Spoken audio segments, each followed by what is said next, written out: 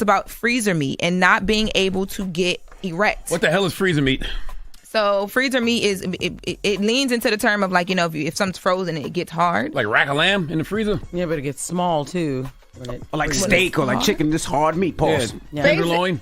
No, okay, yes, I guess. But basically, his book is all about how he was having these different sexual experiences throughout his career, and he realized he had erectile dysfunction, and it caused some issues with his mental health because he couldn't, do his thing. Right. But the reason why the book came into conversation on the stand was because he actually had talked about Cassie and Diddy in the book. Wow. And the alleged, interactions that he had with them, but he never named them. He called them a wealthy married couple in the book.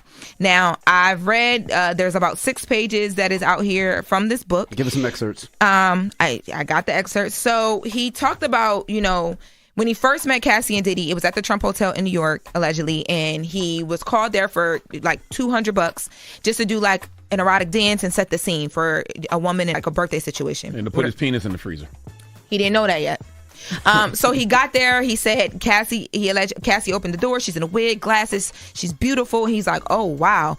And she had a robe on with nothing under. And that was very obvious. So he says that Cassie explained to him, like, look, my husband likes to see me, he's a voyeurist. He likes to see me with other men. But so all we want you to do right now is just like do a sexy dance with me. Baby oil might come into play. And he may come in the room, but don't acknowledge him. Like, he's not going to get involved and don't acknowledge him. So that's what made him soft. You got this fine woman in front of you, and all of a sudden, here comes exactly. Here comes street meat. Exactly, but you're not supposed to eat the street meat. But yeah, so that's exactly what began happening. So he says that they were doing exactly what they described, and the first time he couldn't get into it is because Diddy allegedly would subtly say these things in the corner, like instructing her. Yes, that's what he was saying. He said, because he used to work in the clubs. He's a rock dancer. He said, so he's a little bit deaf from all of the music and the sounds. What you mean he couldn't hear much. You work in a club all the time. It's loud, so you're hearing. Some people, their hearing be a bit off, right? He couldn't hear Diddy coming?